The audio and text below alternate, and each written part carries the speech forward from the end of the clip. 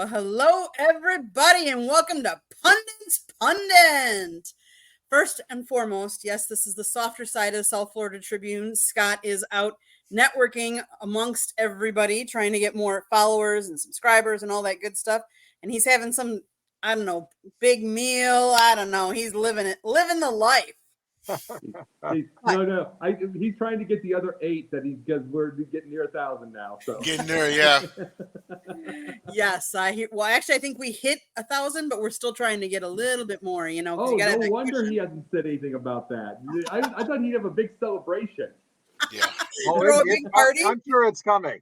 Yeah. I can see all the graffiti going down or the confetti.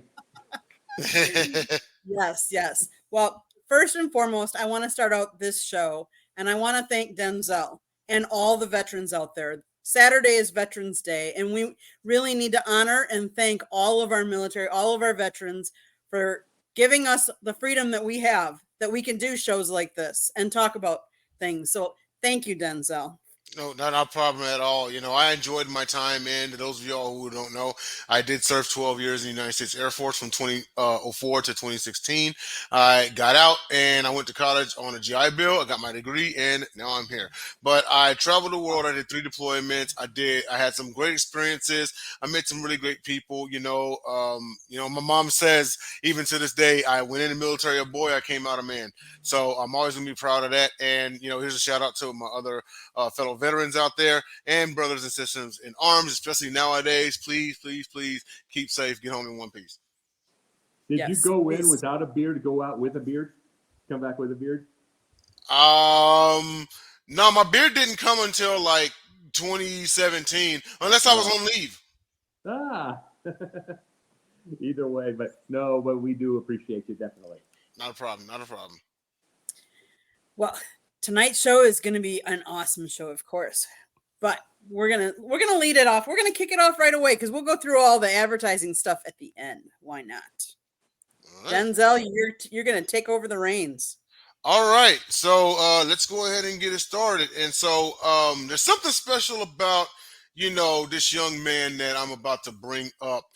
And we're going to take a look into the journey of NFL quarterback Joshua Dobbs. So who is Joshua Dobbs? So he actually was drafted in the 4th round of the 2017 NFL draft out of the University of Tennessee. He graduated from the University of Tennessee with a major in aerospace engineering, and he was also a NASA intern. He was drafted by the Pittsburgh Steelers, and he pretended to bounce around the league a little bit as a journeyman backup, playing for the Pittsburgh Steelers, Jacksonville Jaguars, Cleveland Browns, Detroit Lions, Tennessee Titans. He did have a start in Tennessee. He was a starter for the Arizona Cardinals just earlier this year. He did beat the Dallas Cowboys, and now he is in Minnesota.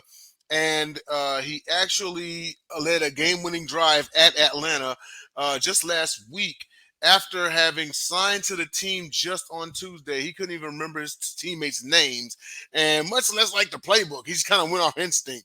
But he went down there, won the game, and NASA actually they sent him a tweet.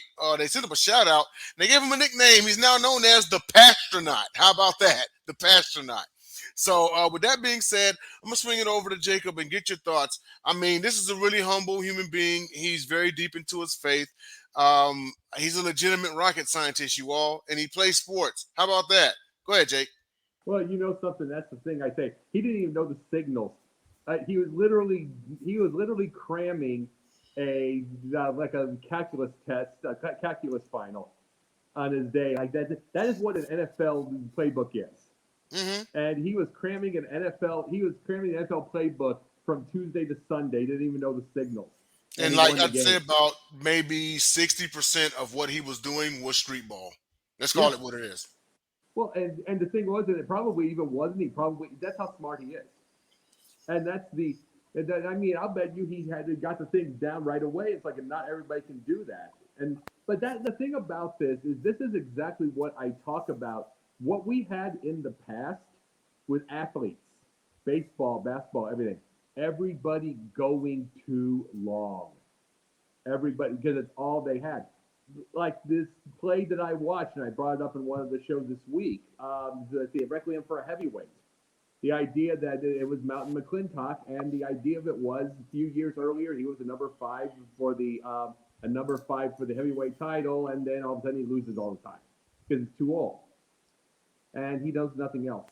Can't get another job, can't do anything. He just knows nothing else.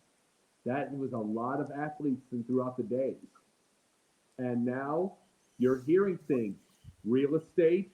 Look at Udonis Haslem. You heard that story. Of course. Yeah, Udonis Haslem. Look at him. You have, and then you have like Myles Garrett, who's got all this ownership in businesses. He's got this everything. There's so many different opportunities for athletes right now, and I'm very proud to see this because we could see less broke, less staying too long. They can go after 5 or 6 years and it's not an injury if they choose. And this is the thing. It's like this is the golden era now of the athleticism. It's what we needed. Yes, absolutely. And not to mention, once they spin the space program back up in full, he very well could be the first athlete in space in like 20 years, It's something extraordinary. Because, you get, and don't get me wrong, a business degree is always, always great, or something with sports management or something like that. Typically, they kind of get degrees that are like they have to do with sports or making money, which is always great. But when do you see an aerospace engineer major that played football, and got drafted into the pros? Like, it's crazy. But I want to swing it over to Candy and get your thoughts about this guy. Awesome journey that he's on, and he's pretty much just riding the wave at this point. Denzel, he did not just graduate with a degree in aerospace engineering. He had a perfect grade point average. Yes, he did. Perfect. Like, that's unheard of. And I mean, I can't imagine going to get your degree like that in such a technical field and then going to play sports. Right. Like, that's just, it's awesome. Don't get me wrong, but that puts him a step up above so many other people. It's not on the same level. Don't get me wrong, but Aaron Rodgers is very, very intelligent. And they say that, like, that he can see things that others can't. And Right. that's why he has such success. Look at like Brock Purdy. He was Mr. Irrelevant, and look where he's at. Yeah. Because they think smart. And so I give him a lot of credit. Like, I can't imagine having I went to school. I didn't get perfect grades. And I'll be honest with you. I'm the daughter of a school teacher, and Same. perfect grades. Son of a school teacher here. Yeah. You know what it's like. Yeah. Well, perfect grades is discipline. That's discipline. It's perfect grades is that. He has discipline. But just to what's bringing up with Denzel, what you were saying, Bud, the biggest thing about it is that you were saying that most of it was street ball, and some of it was street ball, but I have no doubt in my mind he got to sing those once, done, because that's how his brain works. He's able to absorb. Yeah.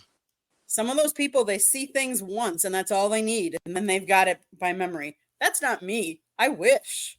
Yeah. Man, I could have breezed through college then. Yeah. Eidetic memory, yeah. Mm-hmm. But I give him a lot of credit. I mean, and he's been a journeyman. Like you said, he's been through how many different teams as a backup. It's awesome to see that he finally is getting his due. He is. Absolutely.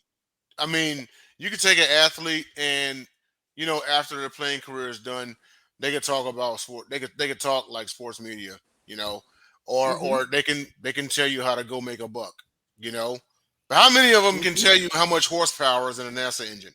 How many of them can tell you like the literal distance of the nearest star? How many of them can tell you like how much a spacesuit weighs, which probably is a quick Google search away.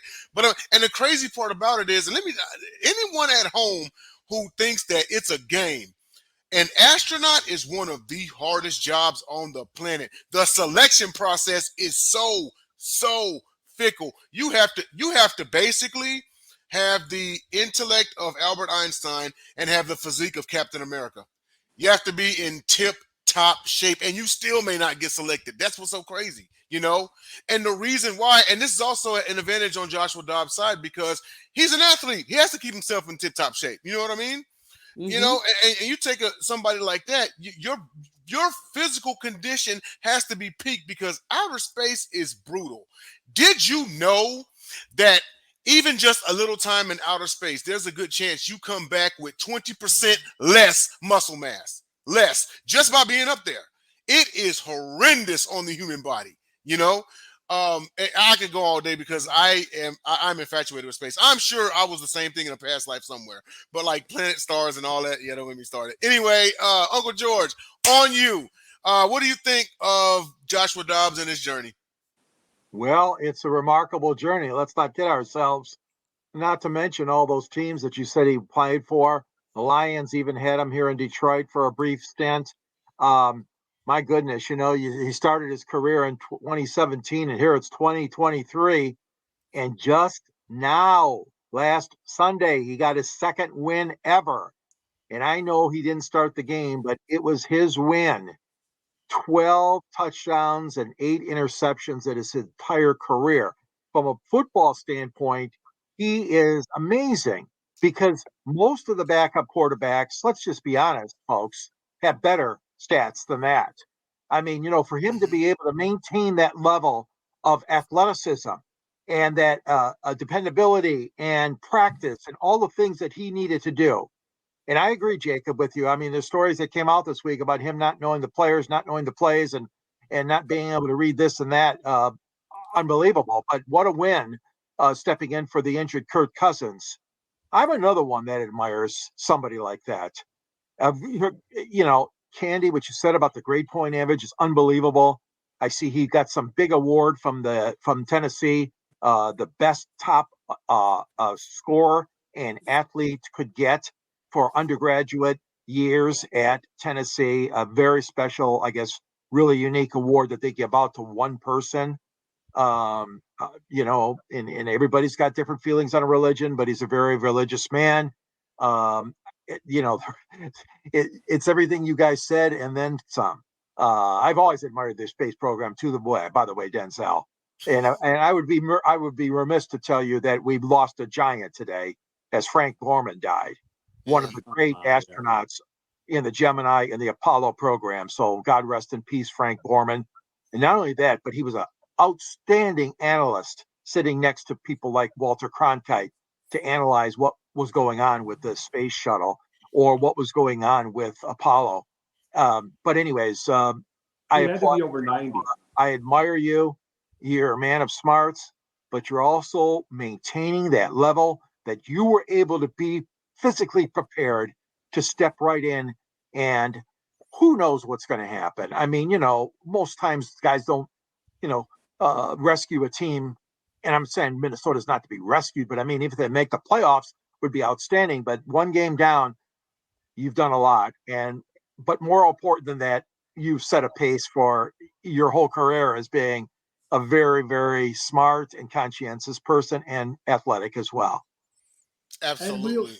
Oh, go and ahead. I'm sorry, Jake. I wanted to say this real fast. The thing is, think about this for the normal human being. I'm just saying this part. Man, woman, everything. Think about this. Put yourself against the wall. You know the squat against the wall, right, Denzel? You Of know, you put course. your squat, you sit down, squat, and everything. Yep. Normal normal everyday human can't go a minute. You know, your legs shake at about 20 seconds. Hmm. You got to think someone like that. Okay, now let's think of the athlete. He's already the tip top of the tip top 0.1% of athletes. He already can do 100 push-ups snap. Right. Count that with it, he could go into space. Count that there. And just imagine this is what you are getting with a human being like this. And just think why I get irritated with fans because you're going to get those types that are going to judge him. Yeah. And Yeah. they're going to judge that every day behind a keyboard. Yeah. Every single time. And when you look at some, before we move on to our next topic, when you look at some of the great, the Neil Armstrongs, the Buzz Aldrins, and everybody like that, whenever you look at the prior experience or prior careers of like astronauts, the vast majority of them are prior military aviators. They were officers, naval aviators, Air Force aviators, that reached the rank of like colonel or captain, 06, 05 or something like that, They did like 25, 30 years in the military and then retired, then became an astronaut. Now, of course, there are always, exceptions. The late Krista McAuliffe, who was on the 1986 Challenger explosion. She was set to be the first teacher in outer space as part of that program. Tragically, she didn't make it. But then you look at the case of Joshua Dobbs, and I'm thinking like big here because what if he did really make it to outer space after his playing career, and tell me that wouldn't be a history setting moment, something that 40, years from now, like, grandkids are being told like, yo, this dude was an NFL player, and he made it up there. So Yeah, like, it's crazy, but, it but is. I do want to move on to our next topic here. And very interesting individual when I got a chance to look her up. Her name's Erin Matson. And those of you all who don't know who Erin Matson is, she is the most decorated field hockey player in the University of North Carolina history. She, during her time as a player, she led North Carolina to, count them, 4 national championships. She's one of only 2 players to be selected to the United States women's national field hockey team at age 16. She was named the head coach just 1 month after graduation and won her conference in the first year. Simply amazing things, and that's crazy. She barely knows how to drive a car, and she's selected to the women's national team. That's crazy. But we're starting off with Jacob and getting your thoughts about this, and how you wish to, talk about this. Absolutely. And this is what I say here. You want to know this reminds me of Pat Summitt, 22 years old. She had just graduated. They named her University of Tennessee coach. In a time, well, see, Erin Matson doesn't have this part because we already know the story of her, of Pat Summitt. She had to do all the kids' laundry, had to drive the bus, fix the bus, do all that stuff. She had to go make sure to get gyms, all that stuff, different time. But this is telling me between men and women, however much that we can get, I got to ask this question.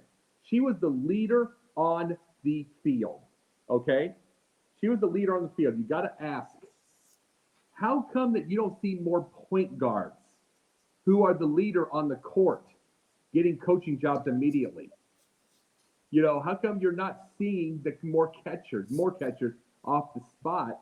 Okay, even if it's in minor league, we know this is Ross, but I'm more off the bat. Everybody that I say, more quarterbacks being coached immediately. It's a brilliant idea. If you're a leader on the field and coach on the field, why couldn't you coach everybody? You already know where it's at. You're just on the sideline now. And it just makes me think about something like this. Why isn't this more often? Mm. And I think about that. Why isn't it more often? And how come we don't get more player coaches anymore? That's my question. Like, you got to remember that. You remember that, George? They used to have the player coach. Sure. Like Tom Landry was a player coach, like a defensive coordinator when he was with the Giants. He was a player coach. He was a defensive coordinator while he was a player in 54, 53, 54, 52 or something. And it's like, I don't know why we don't get that in uniform and all that stuff, considering how many leaders there are anyway. Why not? Mm. We had 2 at the Detroit Pistons. One, this name, Dave DeBuscher, was a Right. player coach for the Absolutely. Pistons back in the day. And Terry Dissinger, who just passed away, I believe, earlier this year, he coached a couple of games too, and also played in those 2. So he had a perfect record, 2-0. Believe it or not, two games. Terry Dissinger gets credited with 2 wins and no losses. But again, the Pistons did that twice, as far as I know. It may have happened more than that, but. And of course, Dave DeBuscher, oh my God, Hall of Famer. What a great career he had. But you're right, Jacob. I mean, Yeah. and that's the thing. I mean, I'm thinking of Aaron Rodgers on this thing right there. This is all I can think of. You have this with Zach Wilson. Zach Wilson ain't a great quarterback by any stretch of the imagination, but he's making plays in fourth quarters in certain games that he wasn't making before Aaron Rodgers was there. It's obvious Aaron Rodgers has a point on him to not quit, that has something in his ear. It's like, if he's got that, why did you just have Aaron Rodgers calling plays during at least the preseason when he was hurt? Mm. Just didn't all that. Those little things, it's like, why do we have to have something set in coaching? Why not try something different? Yeah, interesting concept indeed. I don't. You know, the first thing that comes to mind, and this is just a wild shot here, is politics. Because at the end of the day, anything from coach above is a political position. Oh yeah, You know, no question. even to some degree, even to some degree. Once you hit general manager, oh, it's damn sure political. You know, you No, go yeah, higher than that. And well, let's face it, you have a lot of people who don't want to deal with politics. You yeah. know, you know that just is what it is. But that's my wild shot at it. I could be wrong. Everyone's got their reasons. We'll swing it over to Candy and then get your thoughts about this amazing young lady in Erinmatson. So when I was doing some of my research on her, not only is she the most decorated in field hockey, she is the most decorated Tar Heel athlete in history. She even has more championships and honors and awards than Michaeljordan Yep. or miahamm. Mm. Now, those are two names that you would think way would outdo her, but no, she outdid all of them. And one of the things that was her biggest challenge when she took over the coaching rank is she stepped from player to coach. So she had to get more players like her because here she was the best player on the team Hmm. and she had to be replaced. So she had to coach her Her replacements. replacement. So how that would be a unique, like, I mean, that's kind of like your Jacob, you're talking about Aaron Rodgers because that's what, Wilson is taken over for him. Yeah. When you talk about managers or coaching, player coaches, I do remember it was near the end of the season, and I want to say it was 2 years ago. Mickey Rojas actually managed for Don Mattingly and a Marlins game, real near like one of the last games of the season, and he did the starting lineup. He replaced players and stuff like that, and it was just interesting. They were kind of playing it fun, they were out of the playoffs at that point because that was before, obviously, this last season. So it's interesting to see when players do that and which players make better coaches slash managers than others.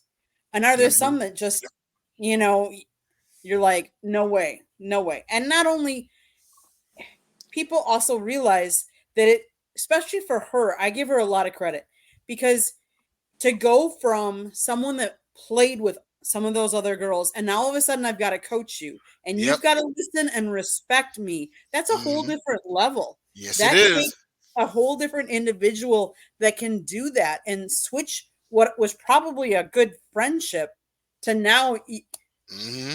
everybody's told me, I'll be honest with you, I am my job is a manager, and as a manager, you can't be friends with people because True. it's really hard to manage them and discipline them and hold them accountable. Because how often do you hold your friends accountable? Yeah. Yeah. Well, the thing is too. No, I mean, you can be friends and still hold accountable. It's just hard. That's what I was. That's the big thing. It's like one of the biggest. The reason that's why they say the parents aren't supposed to be friends. They need to be the parent. It's like Mm-hmm. the reason is it's not to not be friends. It's because a lot of them don't have the same discipline to do that, to Right. do both, to make that. But the thing about her was the fact that she got into that gear because you got to remember, Michaeljordan couldn't have been a coach, but a Larry Bird was able to coach because he did not think he could beat them. And you know how hard it'd be for her, for to do something along those lines? And the reason being is because it's one thing if you're Bird, who was 44, I believe, Hmm. when he would coach and he was done, his back was gone and he was able to do that. It's one thing when you're gone. It's another when she's 23 and still could be out there. So she had to switch a gear at that age when she's physically able still. So that just shows she's going to be something else in her future, whatever she does. Could be a CEO or anything, Yeah. because she can switch gears. Now, even with the whole, because this presents because you got to think, typically a coach is at least 10 years older than like the athletes, right? Mm-hmm. Mm-hmm. So you already have, and Candy alluded to it, you got some teammates that saw her as a peer like just last year. You know what I'm saying? Mm-hmm. But I will say this much: the transition went without any speed bumps. They won the conference. Yeah. Yep. They won the conference. So I mean, in my eyes, it was easy to overcome it. But not only that, it also just goes to show you the level of respect because you talk about holding friends accountable, you know. And me, Yeah. I'm a big believer in is you try to hold your friends accountable. If they see you as an enemy for holding them accountable, they were never your friend, Right. Exactly. you know. But I want to swing it over to Georgia and get your thoughts on Erinmatson and everything she's done. Well, just a remarkable career, obviously. And it started with her parents. Both her mom and her dad were both into athletics, and they both excelled into athletics.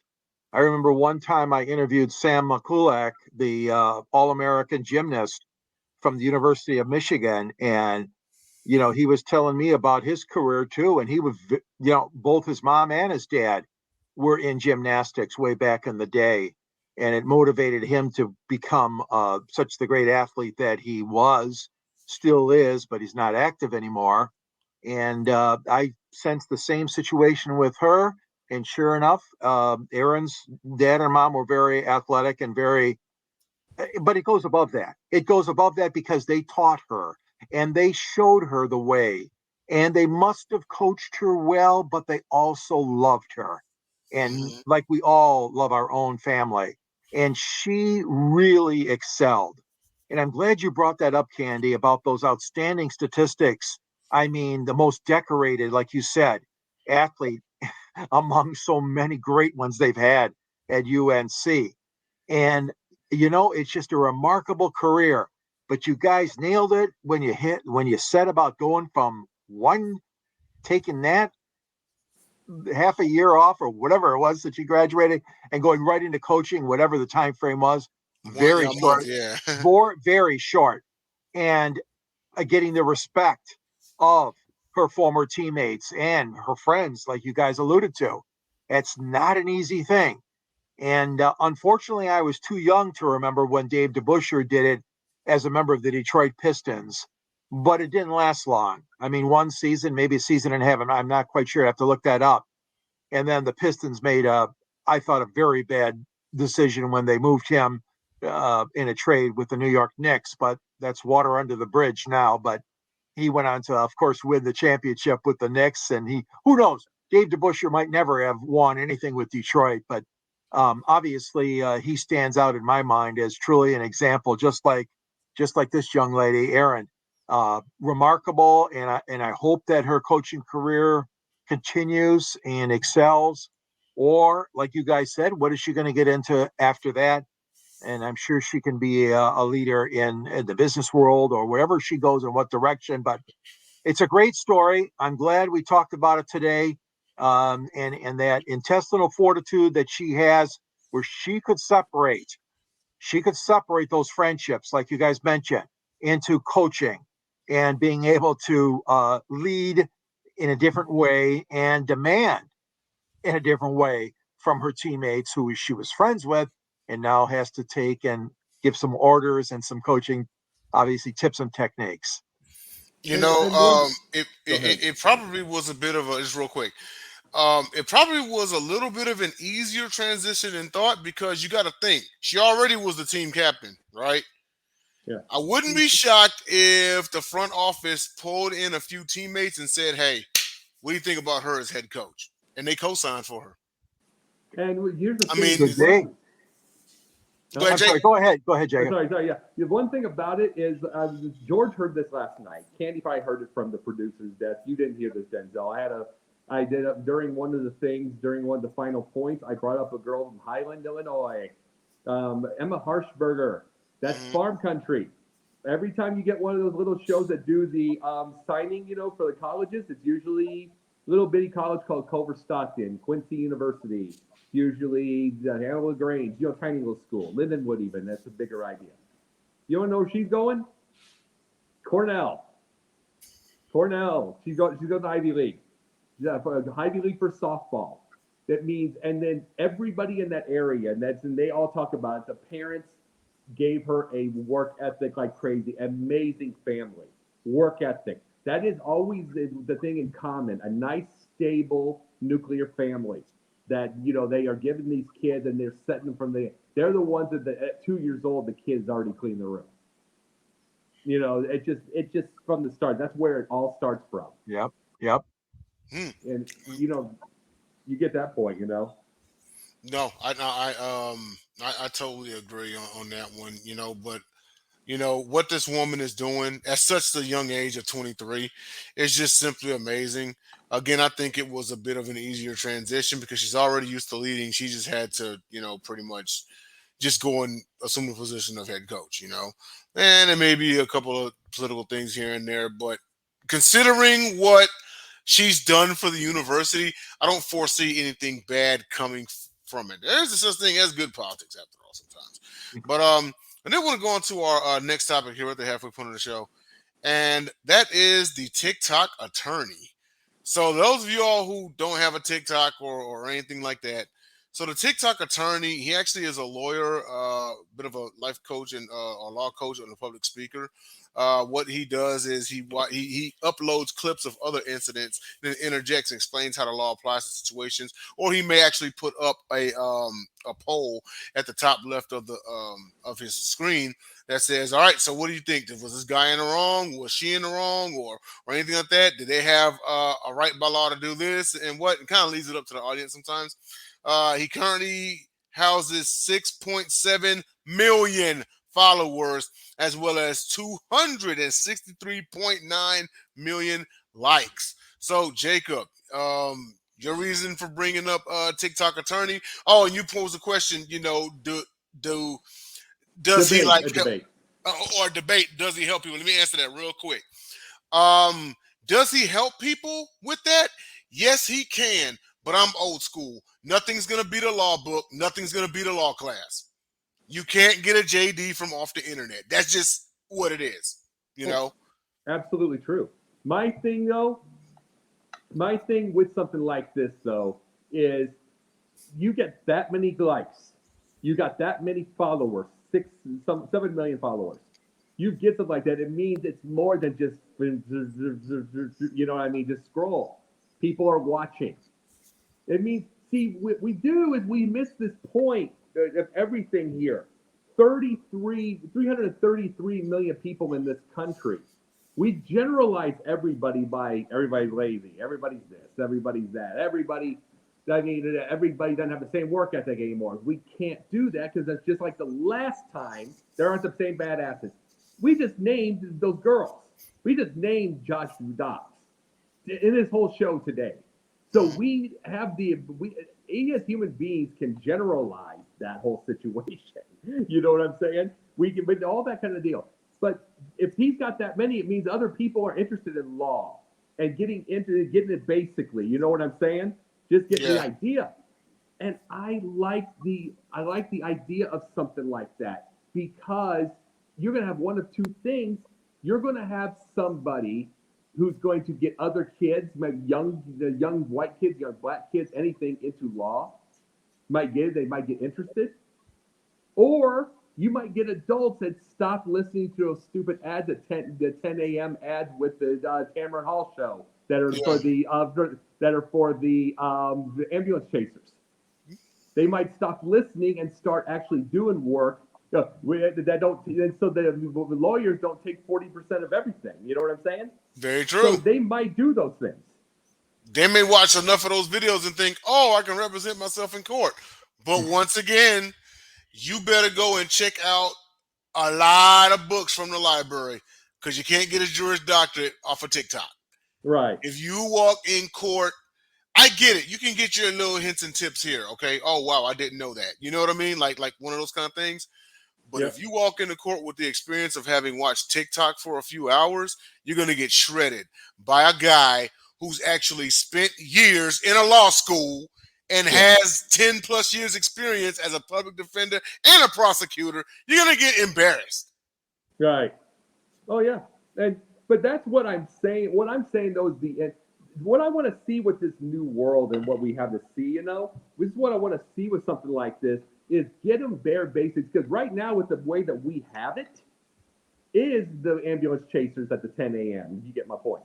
That's what we do have. They'll constantly trust them. They'll trust them to do those things. And it's like, that's not right. That's not a right thing because it's going to be screwing them. And it takes 40% of their money right off the spot. And then if you could, I'm not saying that you don't learn, you don't everything, you're doing your own due diligence. Yes. Maybe you'll read from him, and maybe you'll read the law books yourself, and you'll get an idea. Maybe one day we'll get to that point. Yes, absolutely. Well, I want to swing it over to Candy and get your thoughts about the TikTok attorney. You think he's a little bit of a help to the people out there? So, Denzel, I have to say, when you were talking, you reminded me of a movie, My Cousin Vinny, and Joe Pesci and his. Remember? Do you remember that movie at all? Where he Yes. defended with the car, and there was that it was a robbery, or uh, was it a killing? I don't remember. And they robbed a store, and they had a vehicle, and it was between him and what was her name that played Marissa Tomei, and how she had been in the car auto industry, and her uncle was a mechanic, and they said, well, the tire track couldn't have been made from this car because of this and this. But exactly like attorney, like he went to his books, and you would see him go home every night and look at his attorney books and try and read up. Oh, you gotta be quiet, Marissa. I need to study, and I need to get, because he was such a new attorney.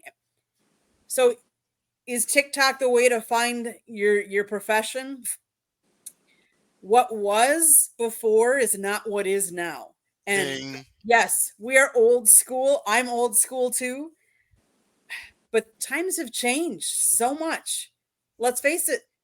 I never would have thought that the NFL would be streaming on this particular platform or this platform, and you couldn't watch it on a regular TV. I mean, I remember growing up with TV, you had four Hmm. stations, and then all of a sudden cable came along, and you had more, and you had this, and you had sports on this all day long, every day, ESPN, and then you had MTV, and so times have changed, and we have to evolve.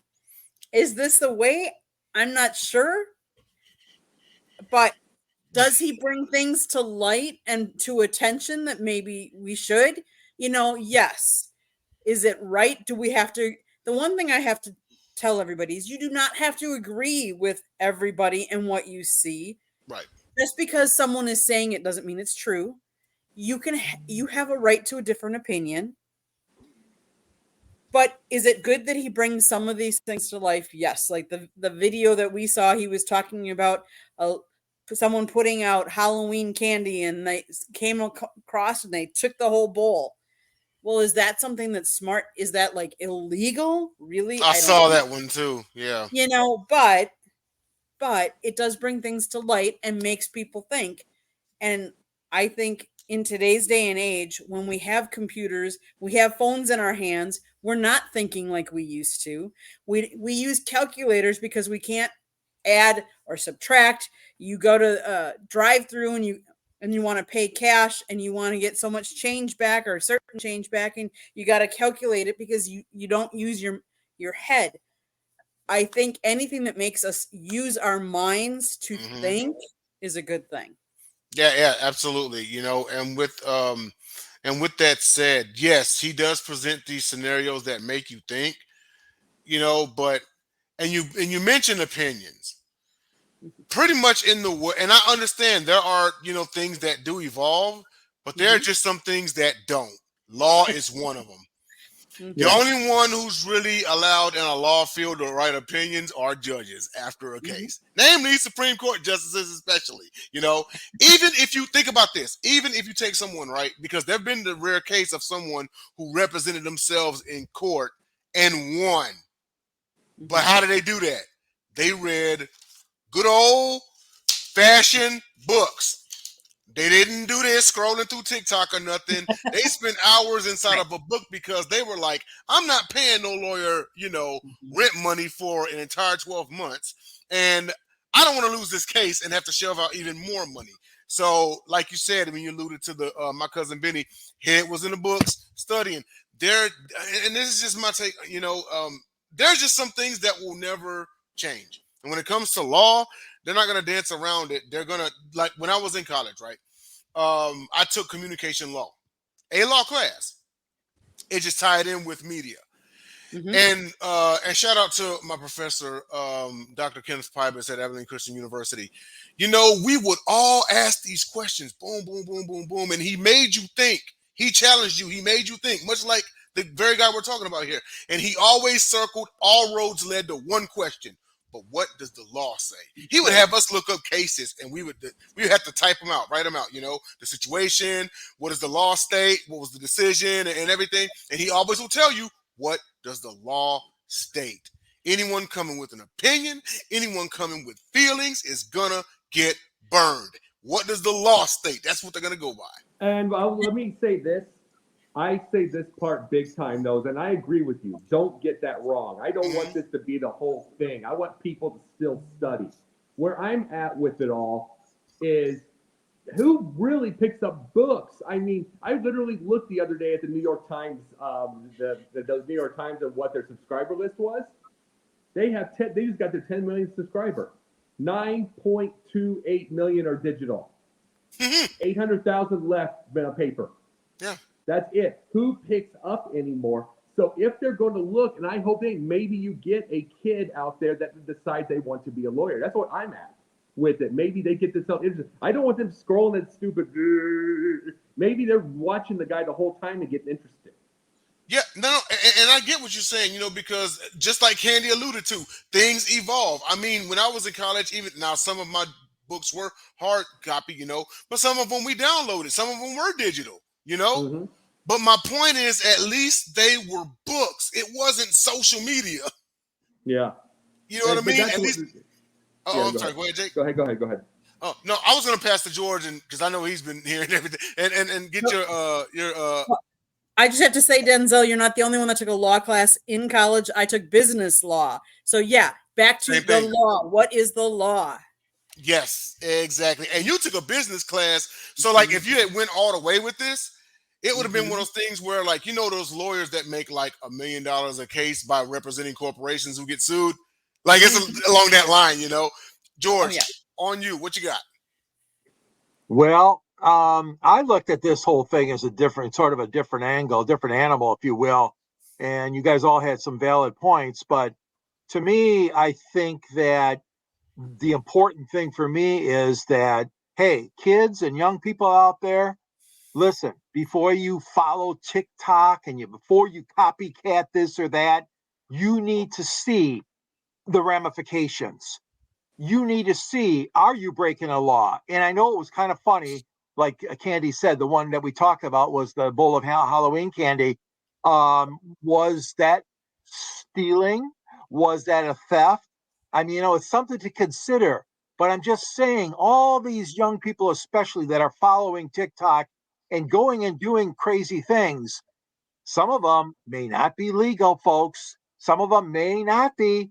Now, this guy has a good handle on it because, like you said, he's the attorney that's watching this kind of stuff. But I take it down to the level. I go down to the basic ground roots level, and that's the people who are actually doing some of these crazy things. Some of them are good. Some of them are funny. Some of them are, challenges, whatever. But to me, this was an eye opener for making sure if it's actually legal or illegal. You don't want to put yourself in a situation where you are using that or having fun with TikTok and doing something that could get you in trouble. And that being said, I agree. I mean, the kids nowadays, you must learn as much as you can, and especially about legal ramifications, if there are any. And I think that's a great example that you guys gave. And I'm proud to say it. When I was in college, I was kind of on your path, Denzel. I had a class, the media and the law. And I remember Herschel Fink, a very famous attorney in the Detroit area. Mr. Fink was the instructor. Wayne State at that time was using a lot of real life adjunct professors, let's call them, as you know, that were in the field, and he opened my eyes. I'm telling you, that one class we had, oh my gosh. I mean, Attorney Fink he did a great job in that class. I was only required to take this one at Wayne State University, although I wish I would have taken more. That being said, I mean, especially in the field of journalism, all of us, we have to know, and we should be able to know where to look it up, whether it's in a book, whether it is on a website or wherever, because some of the things that obviously could come back and bite us in the end, as the old saying goes. But no, I again, my eyes were open, especially for the younger people that are watching us tonight or listening to us.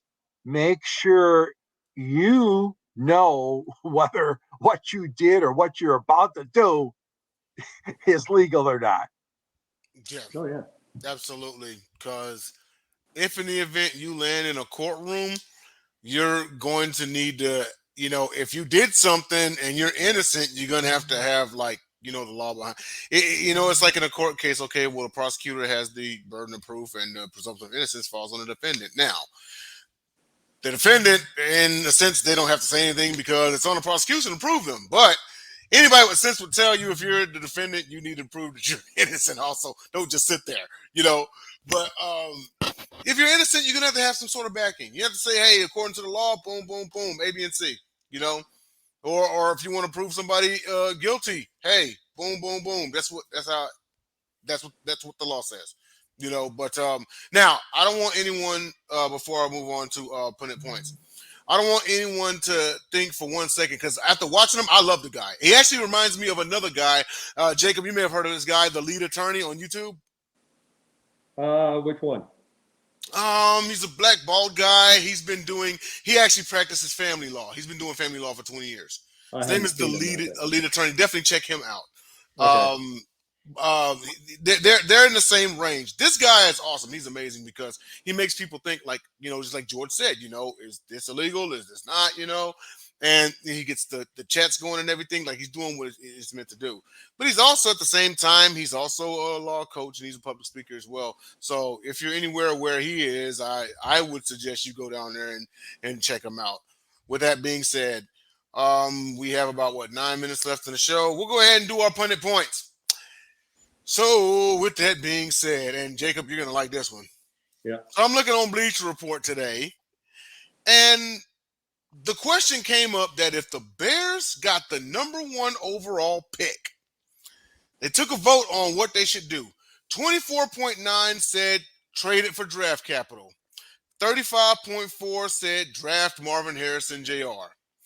39.7% over, and that won the vote, said draft Caleb Williams. This is just my opinion here, okay? But I would trade for draft capital because I think Michael Penix is a better quarterback. That's just me. I think Michael Penix is a better quarterback. Unless he's your option, I don't trust Caleb Williams. I just don't. He won the Heisman and everything, but he kind of got exposed this year. Marvin Harrison Jr., sure, you could draft him, but you got Fields and Bagent throwing him the ball. Do you exactly trust that? Right. This is just me, but I think trading it for draft capital makes the most sense, if you can't go get Michael Penix. Or even just trading up to go get Penix. Who knows? But I would go for but before you do your pundit point, I just want to hear your thoughts on that, Jacob. No, this is my pundit point. I'm going to bring you to it. I was going to do the Bears anyway. This is the issue that we're having right now. I don't want – if you were going to have between Fields and a draft pick, this is going to keep Fields as much as I don't want it. I'm just going to do that. This is the truth to everything. The Bears have a disastrous quarterback history. Ridiculous. Insane. Stupid. And it's like literally, I believe they went from 1964 to 1969 with 300-yard games between them. Then they went from 69 to 89 without one. 20 years. Then after that, they had like 4 in 10 years. And then Cutler came. Yeah, later. You know what I mean? And then later on, Cutler came. You know what I'm saying? And then he added the up and Cutler, Trubisky, and them. They got they gave them some respectability there as far as 300 yards. But they have had some insanely stupid things with this over the years, and it stays that way constantly with this team. Back in 1966. they had a little thing like a little one. You remember those clip shows, George? The NFL Game of the Week. The Bears, they know their identity. They're big, they're rough, they're tough, they're brutal, they're bloody. No matter if they win or lose. 2023 still that way. 2023 still that way. Because they have a 100-year-old owner and 80-year-old kids. Yeah, and it's like 75-year-old kids. This is the point of everything. They think old. They think decrepit. They think dusty ashtray. They need to completely tear everything apart and start it over almost to the uniform. They're already going to get a new stadium.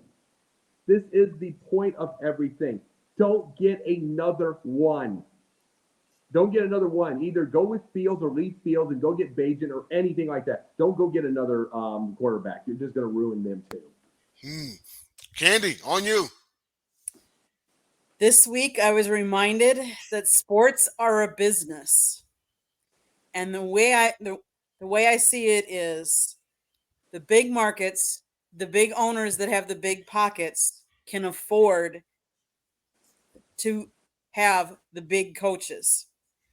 Kudos to Craig Counsell for pushing the salaries of Major League Baseball coaches, managers, because I may be upset with him jumping ship from Milwaukee to the Cubs, but kudos to him because it is a business. It is his job to manage the team.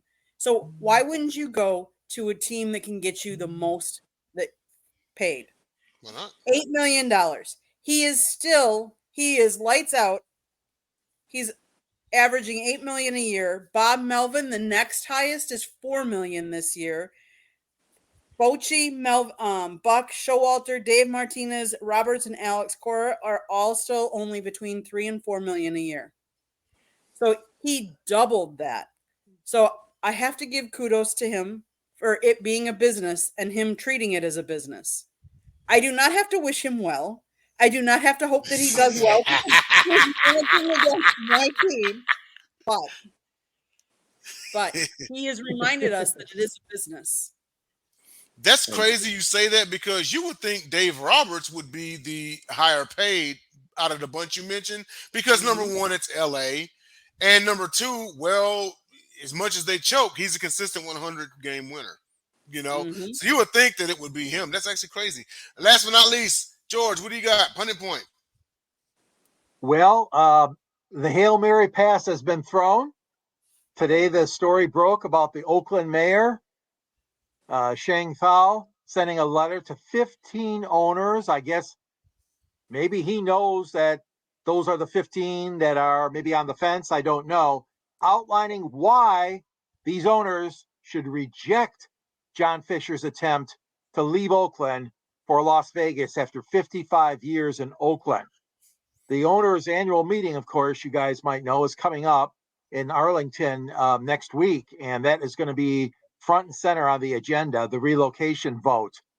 And it does take approval from 3/4, 75% of the 30 owners is required. Now, the points that he is making, some of them are legit, but don't think for a second, Mr. Mayor, that they have not gone through this with a fine-tooth comb. You know, you're talking about comparing apples to apples here, and where's the public funding coming from? Where's the infrastructure money coming from? And then he went into all these examples of Oakland does have that money. Now, wait a minute. How many years has Oakland had to get this thing moving? Really? Exactly. And they dragged their feet for so long, and now you're coming at the 11th hour and you're saying, owners, reject it. Don't let me lose my team. 55 years.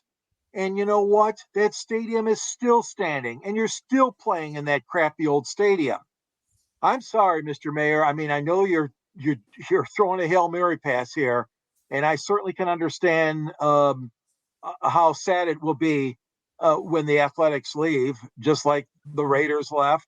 And, it really is sad. I feel bad for the people of Oakland, the people in that city. and in the surrounding area that really want that team to stay. But don't come like this, in the 11th hour and think you're going to rescue it.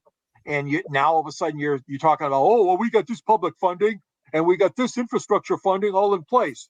Okay, well, a little bit late is what I say. And that is my pundit point of view today. Yeah, it's like, where was all that money like the last 5 decades? You know what I mean? Exactly.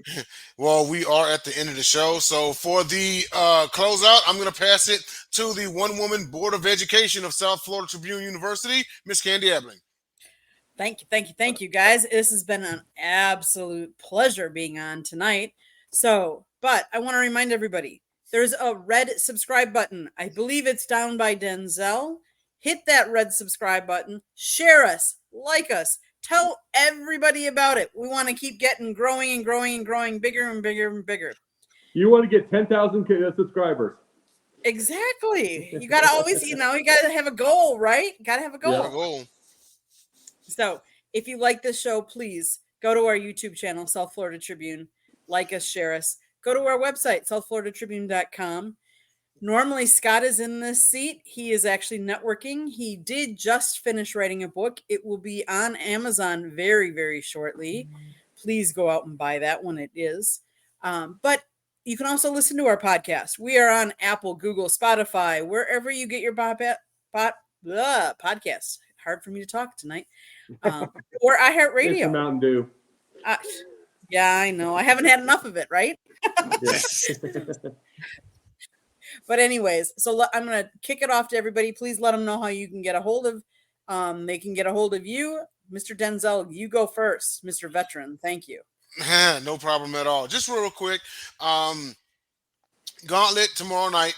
Mr. Jacob Christner is going to come in and play backup running back. How about that? So that'll be tomorrow just don't night. put me for fantasy. Yeah. So tomorrow night, 8 p.m. Eastern, and then also Top Rope Talk with the same guy on Mondays at 7 p.m. Eastern. Also, right here on the Pundit's Pundit Thursdays, and the Gauntlet Presents Picked Off on Wednesdays. That is at 6 p.m. Eastern Standard Time. We're currently in the off season for Confidential, but that season finale episode just happened last night. So go to YouTube and check it out. Also, check us out on Stream TV as well. You'll be seeing replays. Jacob. Real quickly, Jake the Pundit on Twitter, Jake the Pundit 1 on TikTok.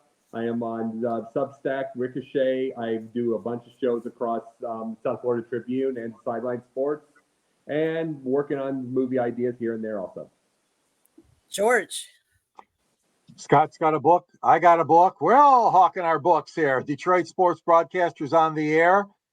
You can read me on the South Florida Tribune, and there's a link at the end of my columns always to link to Amazon and to purchase the book. It's a great read. Scott's in it. I'm in it. But besides that, Ernie Harwell's in it. God, everybody loves Ernie. And I also can be communicated with on Yahoo, gicorn@yahoo.com. And on LinkedIn, you can reach me there. And then on X, Twitter, you can get me at StanG Sports 99.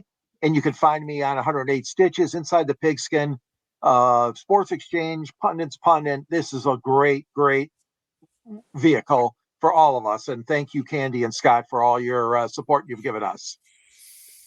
Thank you. Again, we want to just shout out to all our military veterans. Thank you for your service. I want to thank Mr. Denzel, Mr. Pundit Jacob, and Mr. George for enlightening me and, giving your viewpoints every week. Everybody have a great night. We'll see you the next time.